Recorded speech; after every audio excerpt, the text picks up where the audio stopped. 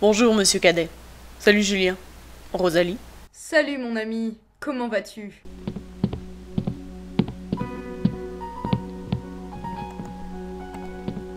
Rosalie, est-ce que votre père vous a fait part de mes intentions à votre égard? Oui. Il n'est pas dans mon idée de vous bousculer, mais je désire me montrer honnête envers vous et vous exposer clairement ma situation. Vous savez que je suis étudiant en médecine. D'ici 1 an, j'aurai terminé mes études et je devrai songer à m'établir et à me former une clientèle. De plus, j'ai déjà 23 ans. Je suis en âge de me marier et de fonder une famille. J'aimerais bien me faire comprendre de vous. Je suis très sérieux en ce qui vous concerne. Franchement, vous me plaisez autant par votre physique que par votre caractère. Je sais bien que ce que je vous propose n'est pas facile. Devenir la femme d'un médecin qui n'a pas encore fait ses preuves n'a probablement rien de très encourageant. Je ne pourrais pas au départ vous offrir une belle demeure comme celle de votre père, mais je suis travailleur et honnête. Je ne doute pas de pouvoir vous offrir une belle vie. Sincèrement, je crois que nous sommes faits pour nous entendre. Vous êtes une jeune fille sage et intelligente.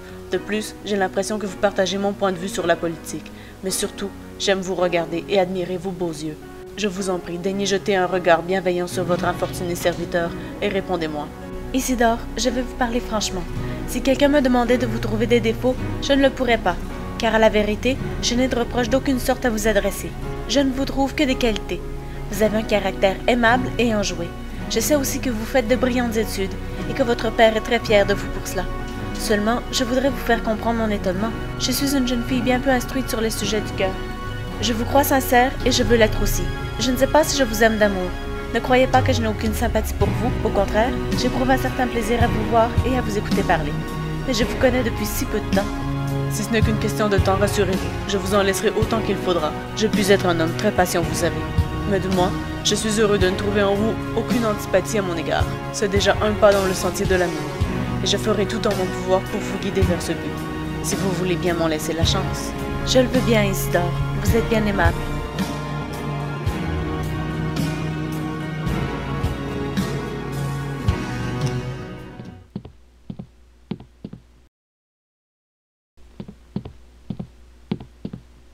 Oh, tu seras très bien avec Isidore. Il est beau jeune homme, il vient d'une bonne famille et il a un bel avenir qui l'attend. Je ne pouvais pas imaginer un meilleur parti pour ma petite Rosalie. Le gouvernement britannique se moque de nous. Wow, doucement François. Assis-toi et explique-nous ce qui se passe. Il y a 1 mois, le gouvernement britannique a voté 10 importantes résolutions qui permettent au gouverneur général de piger dans la caisse de l'État et d'y prendre à volonté tout l'argent qu'il désire. Et cela à partir du 10 avril. De plus, le Bas-Canada doit rembourser au gouverneur une somme de 142 400 livres sterling. C'est ce que nous devons, paraît-il, pour l'administration de la justice et du gouvernement. Ils ont perdu la raison, ces Anglais. Ça ne s'appelle ni plus ni moins que du vol. Ils légalisent le pillage pour mieux nous soumettre à leur volonté. Non, nos droits ne peuvent pas être bousculés aussi impunément. Cela veut aussi dire que nos 92 résolutions ne seront jamais acceptées. Allons les amis, calmez-vous, il n'y a pas la raison de se disputer. Quand je pense que nous étions amis, je pourrais en dire autant de toi. Allons, maintenant serrez-vous la main et passons à autre chose. Peut-être que si Isidore promet de se battre en gentilhomme, si tu en fais autant, ça va pour moi. Alors, vous êtes d'accord finalement?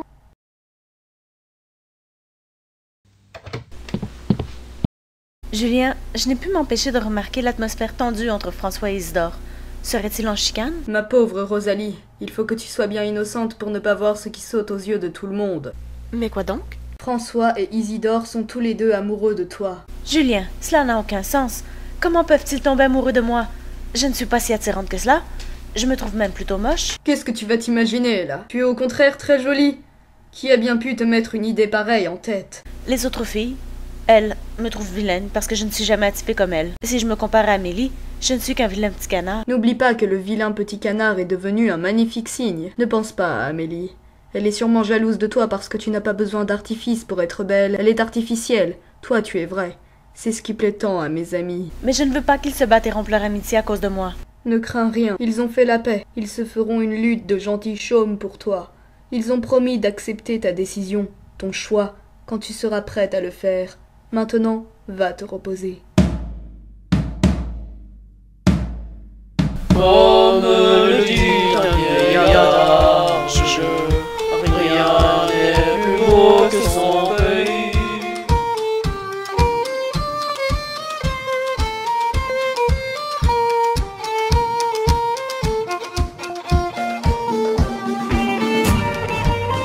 Venez Rosalie, il y a une place juste ici.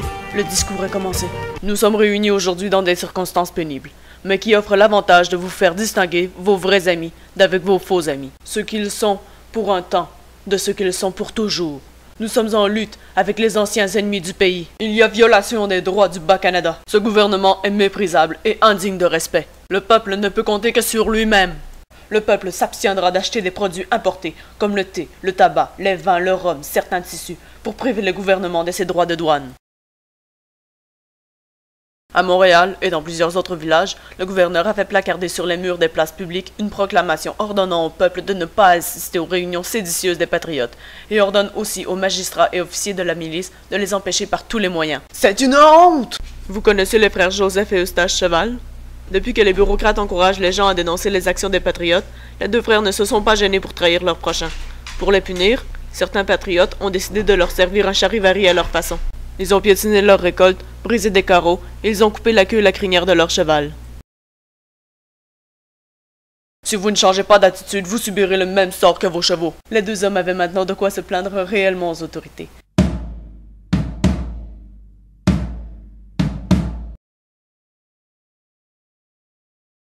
Commençons cette messe en saluant la reine Victoria. Montons la reine!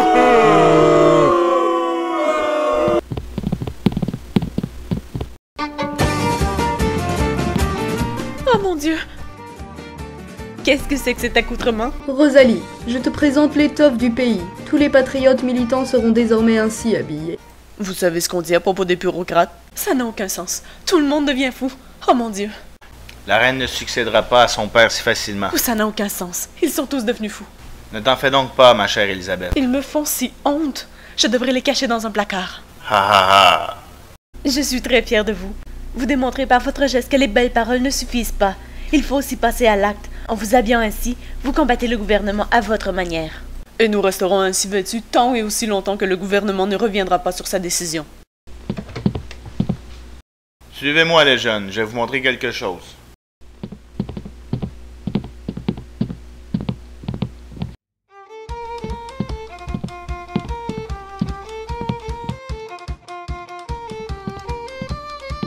Rosalie, j'ai quelque chose pour vous. Isidore, il est magnifique. Vous êtes trop gentil. C'est un cadeau bien humble, mais j'espère qu'il vous plaira. Bien sûr qu'il me plaît. Je serais comblée si vous acceptiez de le porter. Au revoir, Rosalie. Ce fut une journée très agréable. Puis-je oser espérer une réponse de vous lors de notre prochaine rencontre? Avec votre frère, nous partons pour Montréal pour la création d'une association de patriotes, les Fils de la Liberté. Nous serons de retour dans un mois. Dans un mois, je devrais être fixée. La semaine dernière, nous avons tenu notre première assemblée à l'hôtel Nelson, sur la place Jacques-Cartier. Il y avait des discours prononcés par M. Nelson et d'autres orateurs. Une musique militaire soutenait l'enthousiasme des participants. Ensuite, nous avons fait une grande parade dans les rues. Notre organisation est à moitié civile et à moitié militaire. Une partie du groupe travaille au progrès de la cause patriotique par des discours et des écrits, tandis que l'autre se prépare par la force des armes à la conquête de notre indépendance.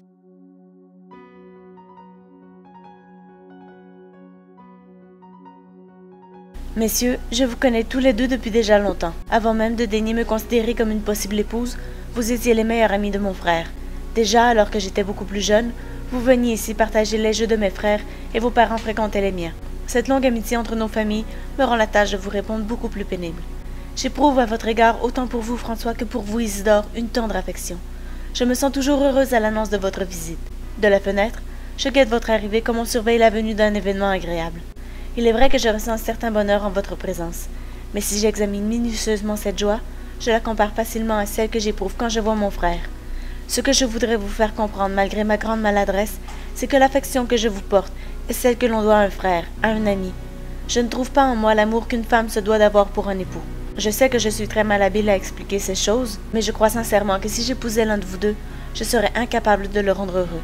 Je ne puis malheureusement épouser aucun de vous. Mais je souhaite que vous gardiez au fond de vous un peu d'amitié pour moi. Tenez, Isidore, reprenez votre cadeau. Je ne peux le garder, il ne m'appartient pas.